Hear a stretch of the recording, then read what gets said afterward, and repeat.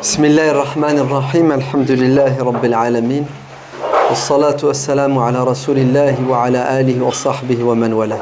Salam alaykum wa rahmatullah. Dieu dit dans le Saint-Coran, dans la sourate Fatir, Innama yakhshallaha min ibadihi al-ulama'u. Ceux qui sont le plus enclins à connaître Dieu, à l'aimer, à lui obéir, ce sont ceux qui ont la science et le savoir. Et la science et le savoir, ce n'est pas une somme de connaissances. Mais c'est surtout et avant tout une posture spirituelle. Cette science, ce savoir, doivent avoir un impact sur le savant. Si bien qu'il doit être le premier à obéir à Dieu avant d'inciter les gens à obéir à Dieu. Il doit être le premier à aimer Dieu avant de demander aux gens d'aimer Dieu. En fait, il doit être un modèle et un exemple. C'est pour cela quand Dieu nous parle des prophètes dans le Coran, dans la sourate Al-An'am, après avoir cité 17 prophètes, je crois, à la fin Dieu conclut en disant Ulaïka 18. Ulaïka alladina hadallah. Ce sont ces gens-là que Dieu a mis sur le droit chemin. Fabi hudahum iqtadi. Allez, suivez leurs traces. Allez, ressemblez-leur. Faites comme ils ont fait. C'est pour cela qu'il est nécessaire pour nous, les profanes, d'avoir des contacts. Si seulement on pouvait avoir un contact quotidien, permanent, avec les gens de science et de piété, ça serait magnifique. Mais c'est une utopie pour nous. Cela ne doit pas nous empêcher d'avoir des contacts réguliers. À travers quoi? À travers l'étude de la biographie, la vie de ces gens-là. C'est pour cela, l'imam Abu Hanifa, rahimahullah, Nu'man ibn Thabit, décédé en l'année 150 de l'Hégire, spécialiste du droit musulman, de la jurisprudence du fiqh, après son cours, où il y avait des débats avec ses élèves, il finissait donc le cours de fiqh et ensuite il passait à une autre matière. La matière, c'était quoi? C'était ce qu'on appelle Hikayatus Salihin, c'est-à-dire la biographie des gens pieux. Et il disait comme ça, il disait parlons de ces gens qui nous ont précédés, qui sont des modèles et des exemples. Pourquoi? Pour rafraîchir, pour renforcer notre foi et notre piété. Le droit, c'est quelque chose d'assez rationnel. Ouais. Par contre, nous avons besoin de contact spirituel. Et le contact spirituel se fait avec le contact de ceux qui reflètent cette spiritualité. C'est pour cela, Sufyan ibn Uyayna radiyallahu anhu disait, lorsque l'on parle de ces gens-là, des gens pieux, la miséricorde de Dieu nous recouvre, et la sakina. Pourquoi? Parce que il y a l'abstrait, il y a le concret. C'est pour cela Dieu répond aux païens de la Mecque qui prétextaient que Muhammad alayhi salatu wassalam est un imposteur car il parle au nom de Dieu. Mais si Dieu voulait entrer en contact avec ses créatures, il n'aurait pas choisi un être humain comme vous et moi, qui boit, qui mange, qui dort, qui oublie, qui a ses faiblesses. Il aurait envoyé un ange parfait.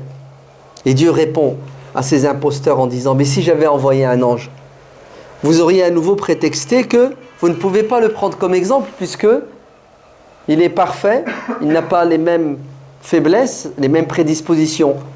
Donc j'ai choisi parmi vous un homme que j'ai élevé et je vous demande de faire des efforts pour vous élever. C'est pour ça qu'on doit toujours avoir à l'esprit le modèle. Et le modèle, l'archétype, c'est le prophète alayhi salatu wassalam. Mais nous devons aussi être convaincus, parce que Dieu l'a dit dans le verset que je vous ai cité et d'autres versets, et le hadith rapporté par le prophète alayhi salatu wassalam, où le prophète dit Al-ulama'u warathatul anbiya'i. Les vrais savants sont les héritiers des prophètes. Pourquoi sont-ils les héritiers du prophète? Parce que ils ont hérité du savoir du prophète alayhi salatu wassalam et ils se sont imprégnés. Le prophète les a éduqués. Il a éduqué les compagnons de manière directe et ensuite il a éduqué ces savants par ricochet, puisque tous vont être des colporteurs, des vecteurs de quoi? De sa tradition, de sa sunna. Et parmi ces savants qui craignaient Dieu, et c'est comme ça qu'il était d'après ce que l'on sait de lui, ce que l'on a vu de lui, et Dieu seul est au courant du fort intérieur des êtres humains, notre cher Al-Allama, le très savant, le savantissime, le muhaddith, spécialiste entre autres de la sunna du prophète alayhi salatu wassalam, le faqih, mais aussi le jurisconsulte, spécialiste dans le droit hanafite et aussi le droit comparé, le savant engagé au service de cette communauté qui a donné 60 années de sa vie pour réveiller les cœurs, les consciences et ressusciter les cœurs des musulmans en portant l'étendard de la da'wa, de la prédication, le cheikh Abdel Fattah Abu Ghudda rahimahullah, qui est né en 1917 et qui est mort en 1997 à l'âge de 80 années. 80 ans, moi les 15 premières années où il n'était pas responsable, mais où il a étudié. Nous sommes en Syrie, le Cham. Et le Cham a son charme. Il y a des hadiths d'ailleurs sur le Cham que certains contestent, mais partons du principe qu'ils sont authentiques puisqu'il y a une chaîne de narration qui disent que la baraka est dans le Cham. Hadith aussi qui dit que les anges recouvrent de leurs ailes. C'est une image pour dire que c'est une région qui est très riche, le Cham. Riche en quoi? Alors les soufis les nomment l'abdal, les piliers. En fait, riche en savants engagés, en savants spécialistes dans beaucoup de domaines, mais sachez que le soufisme est très présent dans le Cham. Les confréries soufis, beaucoup de confréries soufis sont nées dans le Cham et ont vécu, ont été perpétuées, et d'ailleurs encore aujourd'hui. Bon, ce qui reste de la Syrie, puisqu'elle est partiellement détruite, et la majorité des savants sincères sont morts ou sont en prison ou ont fui. Mais pour ceux qui ont connu la Syrie il y a 10 ans, quant à ceux qui l'ont connu il y a 40 ans, il y a 50 ans, ou même pas, il y a moins que cela, le Cham, donc le Cham, en fait, c'est une région qui est beaucoup plus vaste. Mais aujourd'hui, quand on dit le Cham, c'est plus la Syrie. Et quand vous dites à un Syrien, le Cham, c'est Damas. Ouais, c'est Damas. Un Syrien, quand il vous dit « je suis du Cham », c'est-à-dire qu'il est de la ville de Damas. Le Cham regorgeait, et regorge encore, Inch'Allah, je l'espère, de savants qui ont quelque chose de particulier. Vous savez, c'est quoi? C'est ce côté soufi, ce côté spirituel. Ouais. Ils sont connus. Alors, le zikr, ouais, si vous allez au Cham, c'est quelque chose de spontané. Le matin, après la prière, les gens ne se séparent pas après la prière de Soub sans avoir fait du zikr. Attendez, je vais vous donner quelque chose qu'ont les Chamites. Les Chamites, ils ont, je ne sais pas d'où ça vient, mais ils l'ont hérité en tout cas, d'extraordinaire qui s'appelle le chant religieux, an-nashid. Ouais. Et les chants soufis, c'est presque la particularité des Chamites. D'ailleurs, tapez aujourd'hui sur YouTube chants soufis syriens et vous allez voir la beauté de ces chants. Et ils chantent dans les mosquées. Ils chantent dans les mosquées la grandeur et la magnificence divine. Ils chantent la beauté du prophète, alayhi salatu wassalam, etc. Et c'est quelque chose de très touchant. Ceux qui ont étudié, qui ont vécu en Syrie nous le disent. Ils disent que les savants du Cham sont très soufis, sont très spirituels, sont des gens qui sont dans le zikr en permanence. Et c'est ça qui explique l'impact qu'avaient les savants sur le peuple. Les Syriens sont très attachés à leurs savants. Certains sont tombés dans la vénération, mais globalement, ils sont restés. Et Cheikh Abdel Fattah Abu Ghudda fait partie de ces savants engagés, érudits et très, très soufis, très spirituels.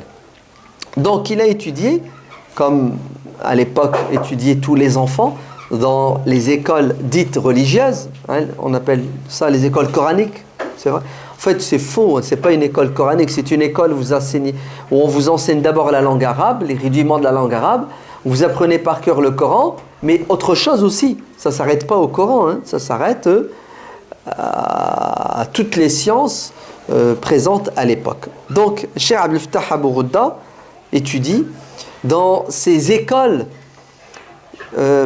qui pullulaient dans le Cham, parce qu'elles sont le fruit, ouvrez bien vos oreilles, d'une politique qui a été instaurée par un homme exceptionnel qui s'appelle Nour-Din Mahmoud al-Shahid. Le Cham a été envahi, les croisades. Nour-Din Mahmoud al-Shahid a compris que pour libérer le Cham de l'invasion étrangère, il fallait d'abord le libérer de la prison interne. Et c'était quoi cette prison dans laquelle vivait une bonne partie des musulmans? C'est la prison de l'ignorance. C'est pour cela que Nour-Din Mahmoud a investi dans l'enseignement. Et c'est ça qui va donner une génération de musulmans engagés qui ont été les soldats de Salah ad-Din al-Ayyubi. La génération de Salah ad-Din qui a libéré le Cham ne sont que les fruits de la politique de Nour-Din Mahmoud al-Shahid, qui mettait l'argent non pas dans le militaire uniquement pour combattre l'ennemi, mais dans l'éducation nationale pour éduquer. Et ils ont éduqué. Hein. Il avait des soldats qui étaient les militaires et il avait des soldats qui étaient les savants et les étudiants. Très bien. Donc, dans le Cham, vous avez énormément d'écoles privées musulmanes. D'ailleurs, ceux qui partaient d'Occident et du reste du monde entier allaient dans ces écoles-là. Ils allaient dans ces écoles qui avaient des waqf, qui étaient indépendantes, libres, qui ne dépendaient pas des subventions du gouvernement, qui s'autofinançaient grâce à de l'investissement dont ils ont hérité depuis des siècles. Donc, il suit le cursus naturel et normal. Alors, il est évident qu'il est brillant. Sinon, on ne parlerait pas de lui aujourd'hui et il serait passé à la trappe de l'histoire. Il est très brillant, puisque quand il finit ses études, il est major de promotion. Il est devant tout le monde, que ce soit au primaire, au collège, au lycée. Et quand tu es brillant comme ça, à un moment donné, tu quittes ton pays parce que tu es vite rassasié, il n'y a plus personne. Et il va quitter le Cham pour aller au centre du monde intellectuel musulman arabe de l'époque qui s'appelle l'Égypte, qui s'appelle le Caire. Et il arrive au Caire en 1944.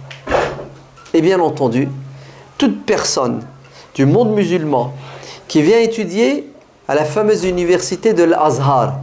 Ça vous dit quelque chose, l'Azhar? L'Azhar, juste pour votre information, sachez que c'est une université qui a été fondée par les chiites, les fatimides, pour répandre le chiisme. Et c'est Salah ad-Din al-Ayyubi, qui est un des généraux de Nour-Din Mahmoud al-Shahid, qui va libérer l'Égypte des Fatimides et qui va remettre l'Égypte dans le sunnisme, en sachant que le peuple égyptien est toujours resté sunnite. C'était une élite et les politiques.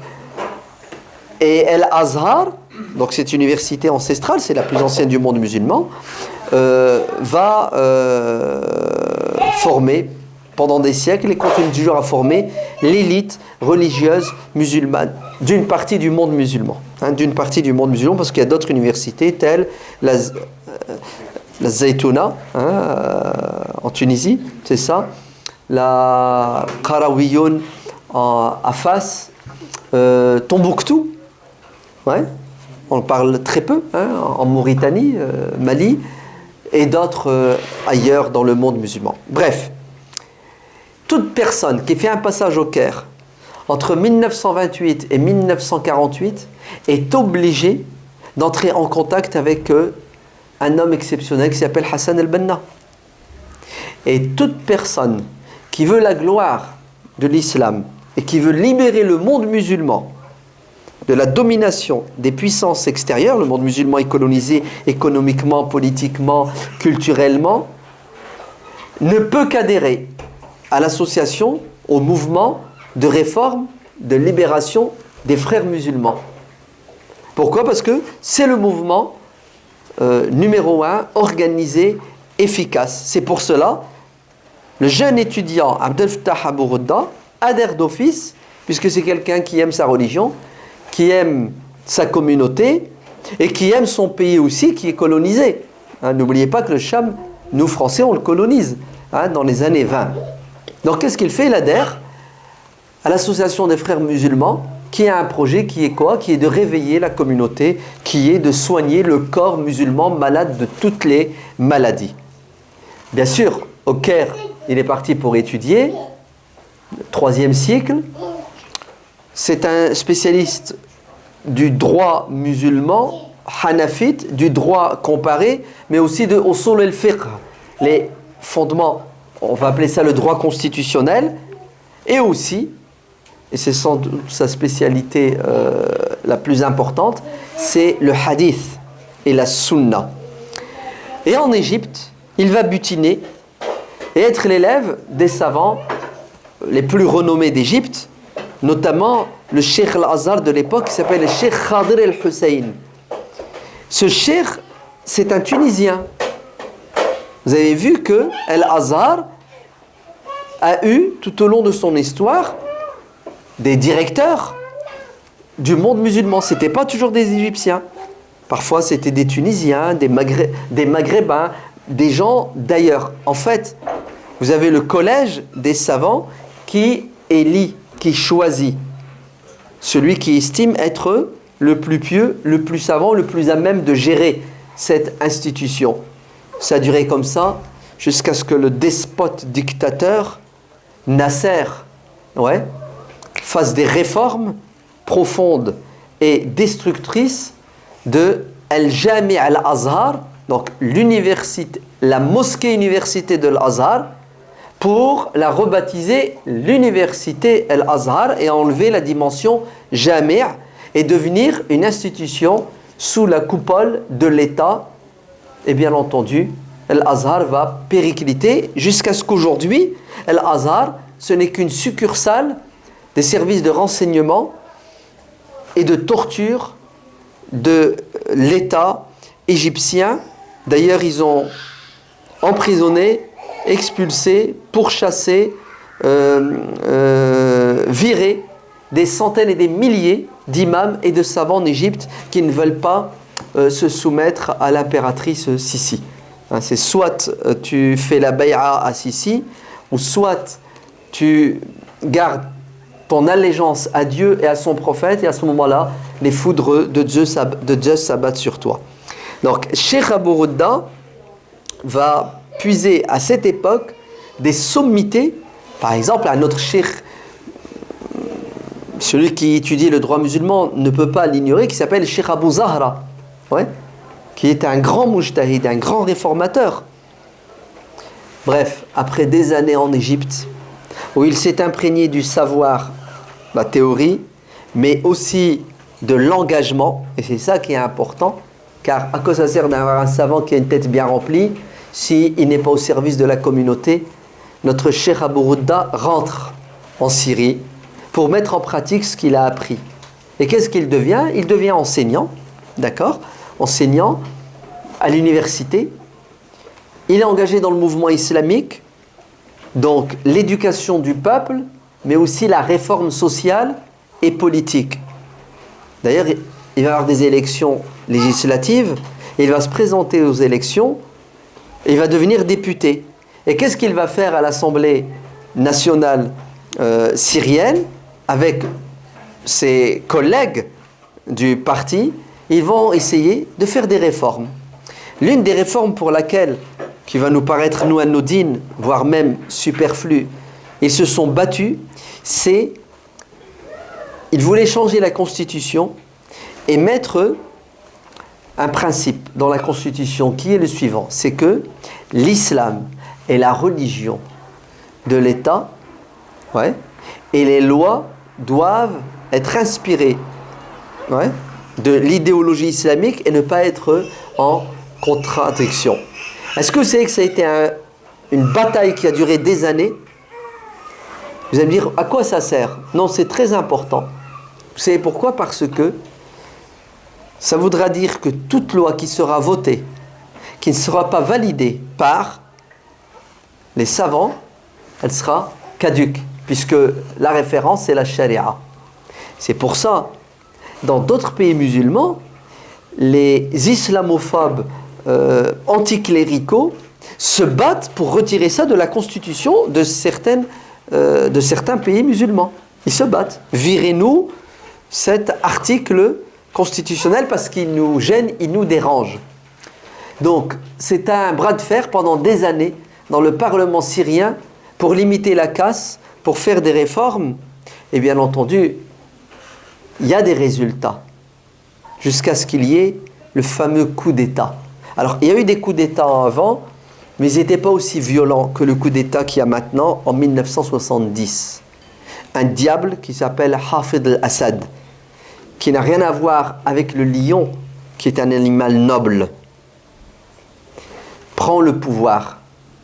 Hafid al-Assad fait partie d'une minorité en Syrie qui s'appelle les Alawiyoun.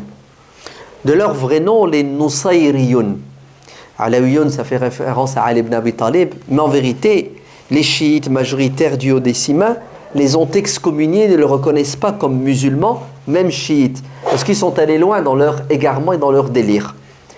Hado, les Nusayriyoun, sont une minorité, ils l'ont toujours été depuis toujours, et tous les savants musulmans sont unanimes pour les considérer comme mécréants. Ils ne sont pas musulmans, parce qu'ils contredisent les piliers, les fondements de la foi et de la pratique musulmane.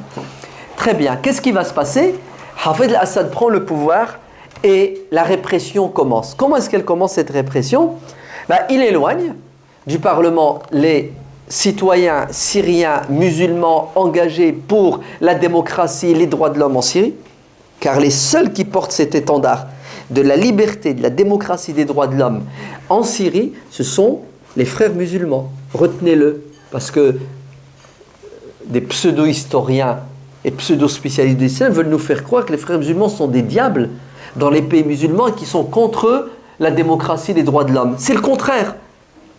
Ce sont les seuls, réellement, sincèrement, concrètement, qui, dans les textes et dans la pratique, se sont battus et continuent à se battre pour justement que les pays musulmans ressemblent dans ce domaine des libertés, des droits de l'homme aux pays occidentaux, en particulier à la France. Donc, Hafid al-Assad éloigne des sphères politiques ces personnes qui dérangent, et ensuite il passe à une autre étape qui est combattre l'islam du juste milieu, en développant les confréries soufis qui appellent à un islam tronqué, à un islam vidé de sa substance économique, politique, culturelle. Ce qu'ils veulent, c'est des musulmans dociles, des musulmans qui croient au fameux principe « rendez à César ce qui est à César et à Dieu ce qui est à Dieu ». Vous savez ce que ça veut dire?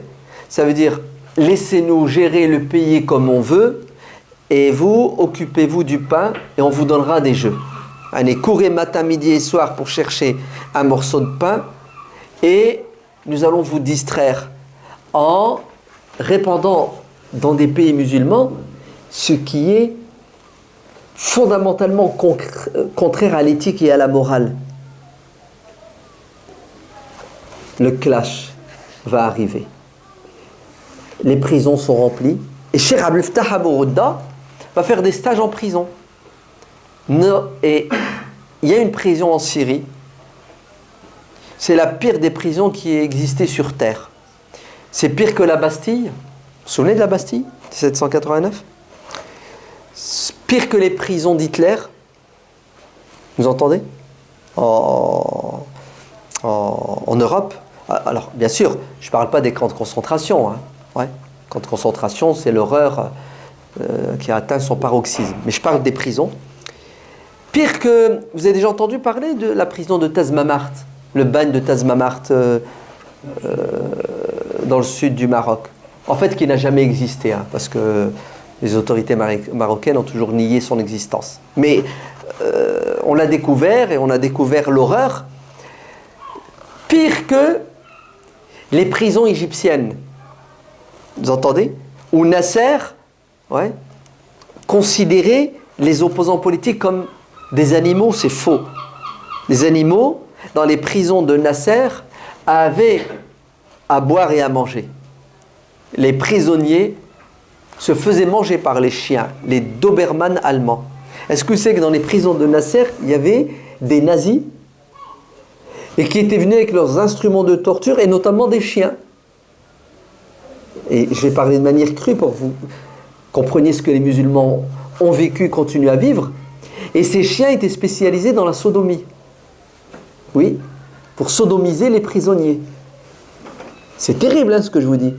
Ben, il y a pire que ça. La pire des prisons sur terre, c'est la prison de Palmyre, la prison de Tadmour, dans le nord-ouest de la Syrie. C'est là où sont passés des dizaines et des centaines de milliers d'opposants syriens et qui ont vécu l'enfer sur terre. Vous allez me dire, décris-nous. Je ne peux pas. Je ne peux pas, c'est trop. Je vous renvoie à un livre. Un seul livre. Lisez-le et vous verrez qu'il sera suffisant. Ce livre s'appelle La coquille. Écrit par Mustafa Khalifa, qui est un chrétien, Mskin. Ils l'ont confondu. Ils se sont plantés pour vous montrer la nullité des services sucrés syriens. Et quand je vous dis services sucrés, vous savez combien il y en avait? 18. Il y avait 18, ouvrez bien vos oreilles, services. Parce qu'ils ne se faisaient pas confiance. Hein. 18. L'un pire que l'autre. Et quand tu passais d'un service, on t'envoyait vers le deuxième et ainsi de suite. Lisez le livre de Mustafa Khalifa qui s'appelle La coquille. 11 ans, Mskin. Il a vécu dans la prison de Palmyre, et c'est une erreur. Hein. Ils ont découvert par la fin, et puis il y a eu l'intervention de personnes pour qu'il sorte, et il nous a donné un échantillon. J'espère qu'un jour, les autres livres seront traduits en français, pour qu'on comprenne l'horreur qui a sévi, non, qui continue à sévir dans le monde musulman, et en particulier en Syrie. Tous ceux qui s'intéressent au monde musulman contemporain sont d'accord pour dire, et notamment le grand spécialiste de la Syrie, des mouvements islamiques dans le monde musulman et syrien, Burga, François Burga, lisez ses bouquins et demandez-lui, si un jour vous l'invitez, qu'il vous parle de ce que c'est que la répression en Syrie, les prisons. Il va dire ce sont les pires qui existent sur terre. Et c'est vrai, hein. Moi j'ai plusieurs bouquins en arabe de survivants, de rescapés, qui racontent ce qu'ils ont vécu, ça dépasse la raison et l'entendement. Et là vous comprenez mieux pourquoi Allah a réservé des supplices en enfer à certaines personnes. Donc Cheikh Abdel Fattah Abou Ghouda et ses pairs vont tous passer par la prison de Palmyre et autres prisons. Jusque 1980, ils font des stages en prison, de la torture, de la pression, mais la vraie répression va commencer en 1981. Ouais. Et là, c'est le massacre. C'est pour ça que Cheikh Abdel Fattah Abou Ghouda et d'autres vont devoir s'exiler. Hein. La Syrie est devenue invivable. Ils s'exilent et ils se réfugient dans un pays qui s'appelle l'Arabie saoudite. Et il va s'installer à Riyad et il est prof, enseignant à l'université. Et l'Arabie saoudite n'est ce qu'elle est aujourd'hui au niveau, de son développement. Si vous la comparez aux années 30, elle a quand même évolué dans certains domaines. C'est grâce à qui? C'est grâce à deux peuples, les Égyptiens et les Syriens. Ouais. Ce sont les Égyptiens et les Syriens qui ont construit l'Arabie dite moderne. Par exemple, en Arabie, dans les 30, 40, 50, il n'y a pas d'école. Et s'il y en a, c'est 2-3 petites écoles où on enseigne l'alphabet et un peu de Coran. Mais une école moderne, des instituts, des universités, il n'y a pas. Parce qu'ils n'ont pas les personnes formées. Ce sont les Égyptiens et les Syriens qui fuient la répression. Les premiers qui fuient la répression sont les Égyptiens, dès les années 40 à cause de Nasser. Et ensuite, les Syriens débarquent dans les années 80. Et les Syriens, ils sont soit médecins, soit ingénieurs. c'est au choix, c'est-à-dire c'est une élite. Et ce sont eux qui vont enseigner dans les facultés, ce sont eux-mêmes qui vont faire les programmes scolaires, les programmes universitaires. C'est pour ça aujourd'hui, MBS en Arabie, qu'est-ce qu'il fait dans sa guerre contre l'islam du juste milieu, l'islam d'ouverture, l'islam des droits de l'homme et de la démocratie? C'est ce qu'il fait. Il vire tous ses enseignants et il revoit les programmes. Bon, c'est les Américains qui lui ont dit, ouais, il faut virer tous ces programmes parce qu'il y a trop de religion et refaire de nouveaux programmes où il y aura de l'anti-religion. Et c'est ce qu'ils font en Arabie. Depuis 2 ans, ils sont en train de détruire tout ce qui a été construit. Tout ce qui a été construit, ils sont en train de le remettre en question. Et Cheikh Abdel Fattah Abou Ghouda, Cheikh Al-Bayanouni et beaucoup d'autres, Cheikh Al-Assal, sont ces gens qui ont pensé l'enseignement, l'éducation islamique, religieuse en Arabie. Par exemple, aujourd'hui en Arabie, vous avez toute une... En fait, c'est plusieurs générations. C'est 2-3 générations qui ont été formées par Cheikh Abdel Fattah Abou Ghouda et d'autres qui ont pris la relève. Et d'ailleurs, ils suivent les mêmes voies puisqu'ils sont en prison aujourd'hui. Un des élèves de Cheikh Abdel Fattah Abou Ghouda, c'est Cheikh Salman Al-Ouda. Ouais. Cheikh Salman Al-Ouda dit que il a été son cheikh et son maître à l'université de Riyad. Et comme il habitait pas loin, ben, il se voyait à la mosquée. Il raconte une anecdote, il dit « J'étais à la mosquée, j'ai fait la prière du Maghrib, il y a quelqu'un qui m'interpelle, je me retourne et je vois qui? Je vois Cheikh Abdel Fattah Abou Ghouda. Il est déjà âgé avec sa barbe blanche. Il lui dit « Il faut que je te voie, est-ce que tu peux venir avec moi à la maison? J'ai quelque chose à t'offrir. » Donc il le prend, il le ramène chez lui. Et qu'est-ce que lui offre Cheikh Abdel Fattah Abou Ghouda? Il lui offre ses livres. Ouais.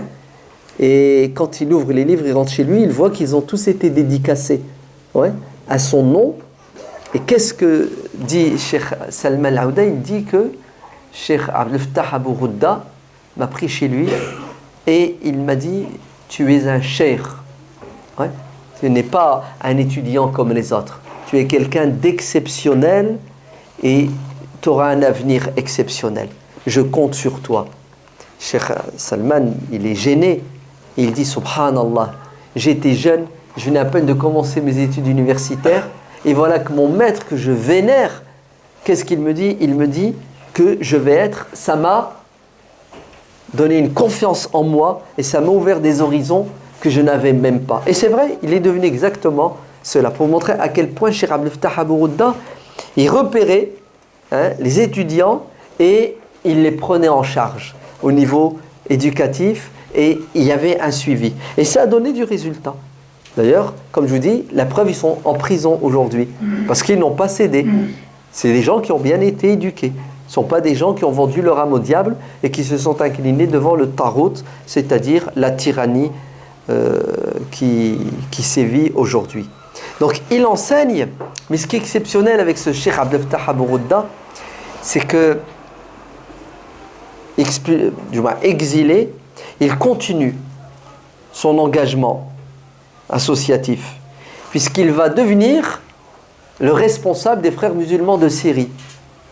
C'est lui le Muraqib al-Am des frères musulmans. Il fait l'unanimité puisqu'il a à la fois la science, il a à la fois la piété, il a à la fois la sagesse et l'intelligence et il a l'engagement. C'est quelqu'un qui ne connaît pas de répit, il ne se fatigue pas. Il est au four et au moulin. Alors pendant des années, et après, bon, puisque c'est démocratique chez les frères musulmans, il sera remplacé par Cheikh Al-Bayanouni et d'autres. En tout cas, il ne fait pas partie de ces savants enfermés chez eux qui attendent les gens. Il fait partie des savants qui vont vers les gens. Pourquoi? Pour leur transmettre. Ce qu'on appelle al-ulama ou al-amiluna. En fait, les compagnons du prophète alayhi salatu wassalam qui sont sortis de chez eux. D'ailleurs, Cheikh Abdel Fattah Abou Ghouda a son arbre généalogique. Et son ancêtre, son aïeul, c'est Khalid ibn al-Walid radiyallahu anhu. Vous savez tous que Khalid ibn al-Walid est mort en Syrie, enterré en Syrie. D'accord? À Damas. Non? Damas? Damas, Khalid ibn al-Walid. Cheikh Abdel Fattah Abou Ghouda est quelqu'un d'exceptionnel. Non pas parce que c'est un érudit, mais c'est parce qu'il va rester étudiant toute sa vie. C'est une abeille qui va butiner jusqu'à sa mort. Est-ce que vous savez qu'il fait le monde entier, Cheikh Abdel Fattah Abou Ghouda? Parmi ses maîtres les plus importants se trouvent les savants indiens de l'Inde. En Inde, vous avez des savants, et vous avez des savants très compétents dans une science qui s'appelle la science du hadith. Eh ben, je vous donnerai tout à l'heure les titres des livres. Cheikh Abdel Fattah Abou Ghouda fait des va-et-vient. Là où il y a un cheikh, il devient son élève le temps qu'il faut, il prend de son savoir et il revient avec une ijaza. Mais réellement, c'est-à-dire il revient avec l'autorisation de transmettre le savoir transmis par ce cheikh. Mais il a aussi des savants chez les Maghrébins. Par exemple, Cheikh Abdullah bin Saddiq al-Ghomari, qui est une lumière, hein, c'est un des cheikhs d'Abdel Fattah Abou Ghouda. Bref, Abdel Fattah Abou Ghouda n'a pas de frontières. Là où il y a un savant qui peut lui être utile, il y va. Il ne revient jamais les mains vides, il revient toujours avec du savoir. Et il n'y a pas de frontières pour les livres. Est-ce que vous savez que sa bibliothèque, en 1900, je ne sais plus la date exacte, je crois dans les années 80, ouvrez bien vos oreilles, était composée de plus de 20 000 livres. Sa bibliothèque personnelle. Ouais. 20 000 bouquins. Et Abdel Fattah Abou Ghouda était addict. Partout où il allait, le premier des endroits qu'il visitait, vous savez c'est quoi? C'est la librairie. Et il cherche des perles rares, des livres. Et ça lui causait des problèmes. Parce que parfois il se retrouvait avec 5, 10 cartons. Donc il y a un problème de transport, un problème d'acheminement. Et on lui faisait la remarque. Il dit, je ne peux pas laisser ce trésor. Même si j'ai un problème d'acheminement et d'argent, je trouverai une solution. Mais si je rate ce livre, je peux ne plus jamais le retrouver. Et il raconte, Cheikh Abdel Fattah, il dit, Alhamdulillah, Dieu m'a toujours facilité, puisque j'ai toujours réussi à acheminer ces livres et toujours réussi à honorer mes dettes. Je vais vous le montrer avec des exemples. Cheikh Abdel Fattah Abou Ghouda, rahimahullah, c'était un érudit. Ce qu'il avait d'exceptionnel, et tous les savants le reconnaissent, c'est qu'il était d'une précision, d'une efficacité sans précédent. Et qui peut témoigner de ça? Celui qui a été son élève directement, étudiant à la fac, ou qui lit ses livres. Et c'est vrai. Hein. Il est devenu une référence. Si jamais vous avez une question technique, que ce soit dans la langue arabe, dans les sciences du hadith, si vous voulez la réponse, allez la chercher chez Abdel Fattah Abou Ghouda, vous allez la trouver. Des savants se sont plantés pendant des siècles dans le domaine de la langue arabe, dans le domaine du droit, et c'est Abdel Fattah Abou Ghouda qui met le doigt sur des erreurs qui sont transmises de génération en génération et qui va corriger. En fait, c'est quelqu'un qui fouine. Il a été capable, ouvrez bien vos oreilles, de fréquenter toutes les bibliothèques du monde musulman, et les témoins disent qu'il recopiait des manuscrits. Lorsqu'il ne pouvait pas faire des photocopies, facsimilés, lorsqu'il ne pouvait pas avoir une copie, il passait son temps à quoi? À faire un manuscrit. C'est pour ça sa bibliothèque est remplie de manuscrits qu'il a lui-même fait. Pour montrer, c'était une passion pour lui. Son fils Salman, il a plusieurs enfants, donc ils sont tous médecins ou ingénieurs, c'est au choix. Dans ce livre, c'est une nouvelle édition, parce que ces bouquins, c'est pas 2 éditions, c'est 15 éditions, 20 éditions. C'est-à-dire, les gens s'arrachent ces livres. Les gens considèrent ces livres comme des trésors. Et c'est vrai, si vous voulez exceller dans les sciences du hadith, il vous faut les livres de Cheikh Abdel Fattah Abu Ghouda. Il y a deux types de livres chez Cheikh Abdel Fattah Abu Ghouda. C'est des livres qu'il a écrits lui-même. Et le deuxième type de livre, ce sont il édite des livres. C'est-à-dire, il prend des manuscrits, il corrige le manuscrit et il l'édite. Et il met ce qu'on appelle des notes infrapaginales. Là, il fait des commentaires, etc. Et en vérité, ceux qui le connaissent disent, il était tellement sincère, il avait tellement peur de l'ostentation qu'il se cachait derrière l'édition d'ouvrages à travers des commentaires qu'il faisait. Et en vérité, les commentaires sont beaucoup plus importants que le livre lui-même. Je vous donne un exemple. Il y a une épître qui s'appelle Risalatul Mustarshidin, d'un des salaf salih du 3e siècle de l'époque contemporaine de l'imam Ahmad ibn Hanbal. Risalatul Mustarshidin de Abu Abdillah al-Harith al-Muhasibi. C'est une épître qui n'est pas grande, même pas 20 pages, hein, sur comment cheminer vers Dieu. C'est soufi. Très bien. Abdel Fattah Abu Ghouda va l'éditer. Et en vérité, quand vous prenez Risalat al-Mustarshidin, ça fait 350 pages. L'œuvre originale de Al-Muhasibi, c'est 20 pages. Et lui, les notes, en fait, c'est 300 pages. Il fait un commentaire, il illustre les propos de qui? De Al-Muhasibi. Et quand vous lisez le livre, vous dites non, c'est pas possible. Pourquoi il n'a pas écrit un livre et il l'a appelé comme ça? Et la plupart de ces livres sont comme ça.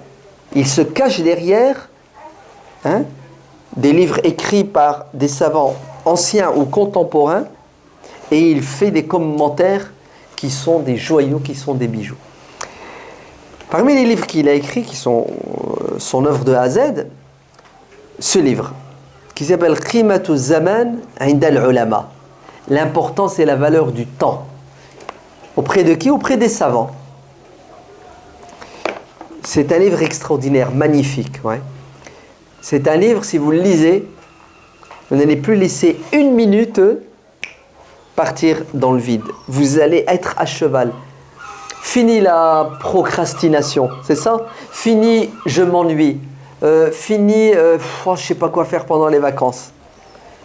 C'est des dizaines et des centaines d'anecdotes qu'il a puisées des livres depuis 1400 ans. Hein. Il prend des exemples.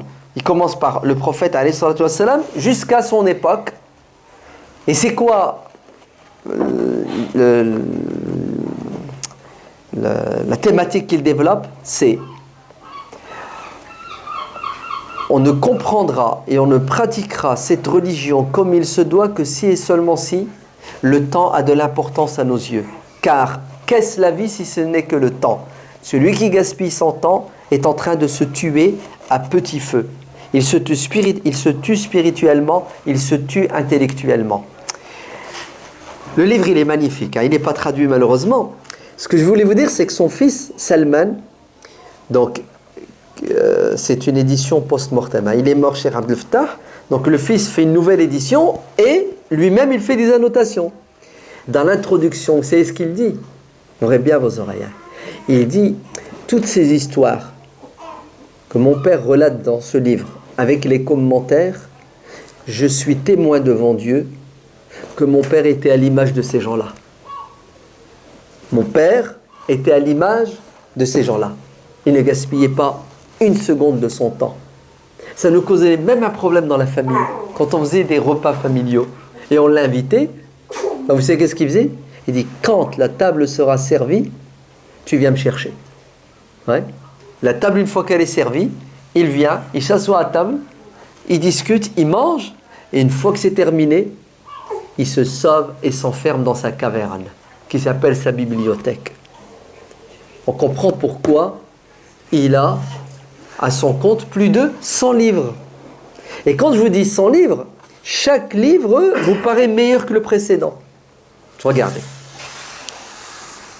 Il a ici un livre qui s'appelle Safahatun min sabri al-ulama. Récit au sujet de la patience et l'endurance de nos savants pour acquérir le savoir et la science. Ce bouquin, je me souviens en 1994, j'ai été au pèlerinage et quand tu vas dans des pays musulmans, tu es obligé de fouiner dans les librairies parce qu'il y a les livres et en plus ils coûtent moins cher là-bas. Donc je fouine dans une des librairies les plus importantes qui était pas loin du haram. Aujourd'hui elle n'existe plus. Hein. Je rentre et je trouve ce livre. Masha'Allah, vous ne pouvez pas savoir le plaisir et le bonheur. Parce que Cheikh Abdel Fattah, comme je vous dis, c'est notre Cheikh, comme Cheikh Youssouf Al-Qardawi, comme Cheikh Faisal. Hein, il nous a forgés, il nous a formés. J'avais déjà à la maison son livre Risalat al-Mushtarshidin qu'on a étudié et d'autres bouquins. Et quand je suis tombé sur ce bouquin, c'était pour moi un joyau, un trésor. Et je me souviens, je l'ai lu à la Mecque et je le lisais la nuit. Ouais. Et chaque page que je tournais, ouvrez bien vos oreilles, pour moi c'était une nouveauté. Je découvrais quelque chose. Allez, pour vous montrer à quel point ce livre est riche. Mais quand je vous dis riche, c'est impensable, inimaginable. Tu dis comment il a fait? En fait, vous savez, quand vous savez qu'il a 20 000 livres, vous comprenez pourquoi. Les références, tu dis subhanallah, il a lu tous les livres qui sont édités? Non, même les manuscrits. C'est impressionnant quand vous regardez les références. C'est des centaines et des centaines. Et quand je vous dis des livres, c'est des encyclopédies. Hein. Allez, vous prenez un livre qu'il cite souvent, Siyar A'lam Nubala, c'est 25 volumes. Ben, le cheikh, il le connaît, il l'a lu, il l'a commenté, il a fait des corrections. Ce livre, il y a une dizaine d'années, j'ai été invité pour faire une conférence à l'IESH à Château-Chinon. À Château-Chinon, ils ont créé une bid'a magnifique, les enseignants et les étudiants. C'est après chaque prière de Maghrib, ils restent assis et ils lisent des passages de ce livre. En fait, vous avez des étudiants qui sont là, pourquoi? Pour ressortir compétents dans les sciences religieuses, mais vous ne pourrez pas vous en sortir si vous ne vous imprégnez pas de quoi? De ces gens qui ne perdaient pas une seconde de leur temps, et c'est ça qui a fait d'eux des savants. Ainsi, un étudiant, son capital, c'est le temps. Et Cheikh Abdel Fattah est amer dans ce livre. Il dit, subhanallah, regardez ce qu'ont vécu, ce qu'ont subi, ceux qui nous ont précédés alors qu'ils n'avaient pas les moyens. Vous savez, pour lire à l'époque la nuit, il fallait quoi? Il fallait une bougie, une lampe à pétrole. Bref, c'était très dur pour avoir un livre. Je sais pas, tu fais 1000 kilomètres. Il y a des gens qui ont vendu leur maison pour acheter un livre. Il a vendu sa maison pour acheter un livre. Bref, c'est ce qu'il dit. Il dit aujourd'hui, nos étudiants ont tout à disponibilité. Vous entendez, hein? Et ils pensent que le fait de venir et de s'asseoir sur les bancs de l'université et d'écouter une intervention d'un enseignant 2 heures sur le hadith une fois par semaine, ça va faire d'eux des savants du hadith. Il dit non. Vous n'arriverez à ce stade que si et seulement si vous aimez la matière et vous sacrifiez tout le reste. Vous devez délaisser tout ce qui est futile et secondaire et vous concentrer sur la science pour devenir savant. Et il se plaint. Et il se plaint de la superficialité de ceux qui sortent des universités censés former des savants. Et c'est vrai, il a raison. Hein. Vous voyez des gens aujourd'hui, ils te font 4 ans, 6 ans de charia. Le mec, il sort de là, tu dis, punaise, t'es sûr que t'as fait charia? T'as pas fait Hollywood? Non, t'étais pas en train d'apprendre le cinéma? C'est une catastrophe, hein. Pas de profondeur. Vous savez pourquoi? Parce qu'il n'y a pas de lecture. Ouais. Le mec, il se contente du programme. C'est le polycopier. Tu l'as lu, tu l'as appris par cœur, tu réponds aux questions. Cheikh Abdel Fattah dit non, c'est pas comme ça que ça marche. La science, elle doit te prendre, te posséder. Ouais, elle doit te posséder. Alors, les livres, il en a des centaines et des centaines. Ils sont tous, comme je vous ai dit, meilleurs, plus meilleurs les uns que... Non, ça se dit pas plus meilleurs. Ouais, d'accord, meilleurs les uns que les autres. Il a publié, édité et commenté un livre qui est magnifique, qui s'appelle Al-Ihkam. c'est un livre de fondement du droit. C'est un livre extraordinaire de l'imam al-Qarafi, ouais, qui classifie les paroles et les actes du prophète alayhi salatu wassalam. Bref, la liste de ces livres est longue. Son domaine de prédilection, c'est la sunna, les sciences du hadith, mais c'est aussi le soufisme, la langue arabe. Il a un livre qui est étonnant. Ouais, c'est un petit livret, hein, il n'est pas très grand. Il est étonnant, vous savez c'est quoi ce livre? C'est Réponse. Réponse à, vous êtes prêts? Cheikh al-Albani et son ex-ami Zuhair al-Shawish. Et oui, on est dans le Cham. On est en Syrie. En Syrie, dans les années 60, ça a commencé dans les années 40-50. Il y a le salafisme qui voit le jour. Le littéralisme. Ouais. Et Cheikh al-Albani était en Syrie pendant un laps de temps et ensuite il va aller en Jordanie. Et vous savez très bien que ça ne fait pas bon ménage. Ouais. Qui ne fait pas bon ménage? Le hanafisme et le salafisme, puisque les salafis considèrent l'imam Abu Hanifa comme un égaré notoire qui connaît rien aux sciences du hadith et tout son fiqh, c'est de l'égarement pire que les 4 évangiles. Donc tu t'imagines, tu dis ça à Cheikh Abdel Fattah Abu Ghudda et tous les savants hanafites. D'ailleurs, Cheikh Abdel Fattah Abu Ghudda va éditer des livres qui mettent en évidence la spécialité, l'une des spécialités de l'imam Abu Hanifa qui est la science du hadith. D'ailleurs, l'imam Abu Hanifa a lui-même à son compte un livre qui s'appelle le Musnad, c'est un recueil de hadiths prophétiques avec la chaîne de narration de l'imam Abu Hanifa. Abu Hanifa dit un tel m'a dit qu'un tel a dit que le prophète a dit. Donc, ça va être un bras de fer entre le salafisme qui excommunie, il faut dire la vérité, puisque Cheikh Abdel Fattah Abu Ghudda est hanafite et dans la aqidah il est les hanafites sont dans la aqidah soit ash'ari ou maturidi, Abu Mansour al-Maturidi qui est un très grand savant. En fait, vous savez ce que ça veut dire la aqidah ash'ariya maturidiya salafiyya? Sur les fondements ils sont tous d'accord et c'est les mêmes croyances. Ils divergent sur des questions secondaires, ouais, de aqidah. Et puis, les réponses sont différentes d'un savant en autre. Donc, toi, en tant que savant, bah, tu vas adhérer à l'opinion de tel savant. C'est pour ça qu'on dit, ce savant, il est ash'arite. Ce savant, il est maturidite. Ce savant, il est salafi. Donc, ce sont des divergences secondaires dans la aqidah. Donc, les salafis vont considérer les ash'aira comme des égarés. Donc Cheikh Abdel Fattah Abu Ghudda comme un égaré. Et puis ils vont surtout perturber, déstabiliser la jeunesse qui n'a pas besoin de ces combats de coq. Ça doit être des discussions entre savants, vous savez, dans des endroits restreints à la jante intellectuelle. Mais eux, ils vont perturber, ils vont déstabiliser, alors qu'on est dans une époque où il faut construire et rapprocher les gens de Dieu à travers l'amour, à travers la pratique. Et à un moment donné, ils ont dépassé les limites, puisque certains salafis n'ont pas de scrupules pour mentir, pour accuser. Cheikh Abdel Fattah, on va lui demander de répondre, ouais, à certaines accusations. Et il a répondu, mais sa réponse est exceptionnelle. Vous savez pourquoi? Tout le monde est unanime pour dire que Cheikh Abdel Fattah est un savant, un érudit. Cheikh Abdel Fattah est un savant engagé qui s'est sacrifié. Mais je sais qu'est-ce qu'il était surtout et avant tout? Quelqu'un d'un comportement exceptionnel. Ouais. Exceptionnel. Il a un livre parmi ses bouquins qui s'appelle Les méthodes d'enseignement du prophète, alayhi salatu wassalam. Comment le prophète transmettait, enseignait la religion. Vous lisez le livre, vous voyez qu'Abdel Fattah Abu Ghudda s'est imprégné. Et tous ceux qui l'ont continué disent Hada, c'est quelqu'un qui a vécu au IIe siècle.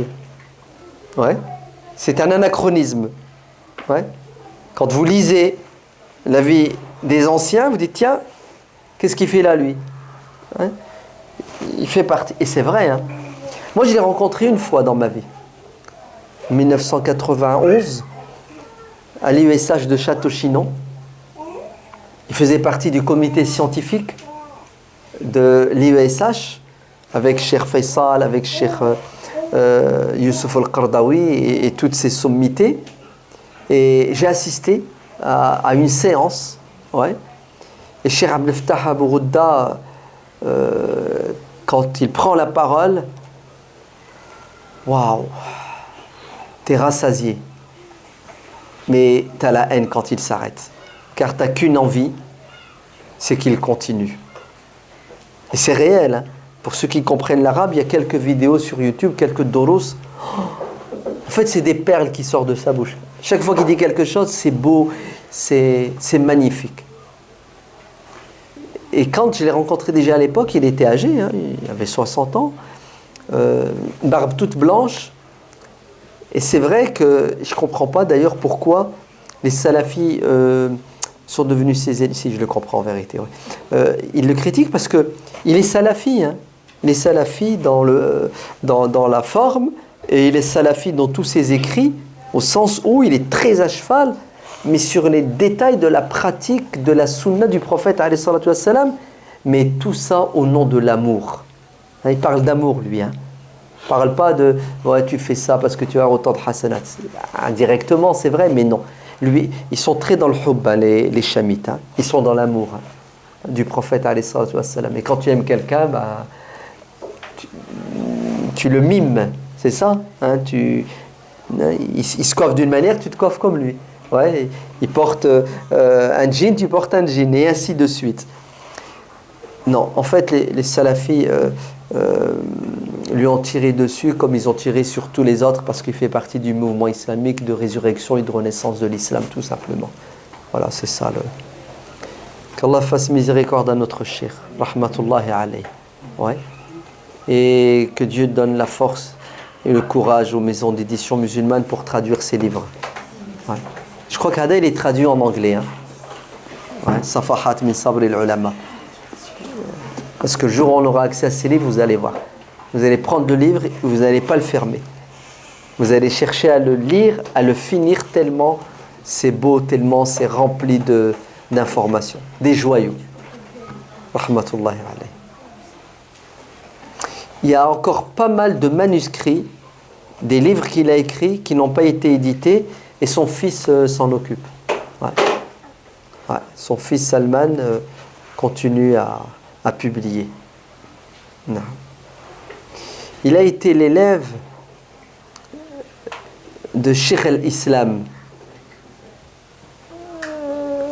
Alors, avant, le dernier Cheikh al-Islam, quand l'Empire ottoman existait, il s'appelle Cheikh Sabri. Ouais. Et Cheikh Sabri, son élève numéro 1, c'est Cheikh Zahid al-Kawthari. Ouais. Et Cheikh Abdel Fattah Abou Ghouda en Égypte, il a été très proche de Cheikh Zahid al-Kawthari. D'ailleurs, une partie des bouquins qu'il a édités et commentés, ce sont les bouquins de Cheikh al-Kawthari. Ouais. Et Cheikh al-Kawthari était d'une intelligence exceptionnelle, extraordinaire. Cheikh Abdel Fattah Abou Ghouda, dans beaucoup de ses conférences, il le dit toujours. Il dit, vous savez, vous avez les livres, vous avez la matière, les matériaux, la science et la connaissance, mais vous avez quelque chose que vous ne pouvez avoir que si et seulement si vous côtoyez, vous fréquentez les personnes, les gens. C'est pour ça, lui, il considère que la proximité avec les gens de science est fondamentale et nécessaire pour pouvoir avoir la hikmah, c'est-à-dire maîtriser la science comme il se doit et en faire bon usage. C'est pour ça qu'il a voyagé dans le monde entier pour côtoyer ces gens-là. Rahmatullah alayhi. Il est mort en 97, 2 ans avant l'année noire, 99. L'année noire, c'est une année où il y a eu une dizaine de savants extraordinaires qui sont décédés, qui sont morts. On parlera d'eux, Inch'Allah. Que Dieu vous bénisse et vous donne la force.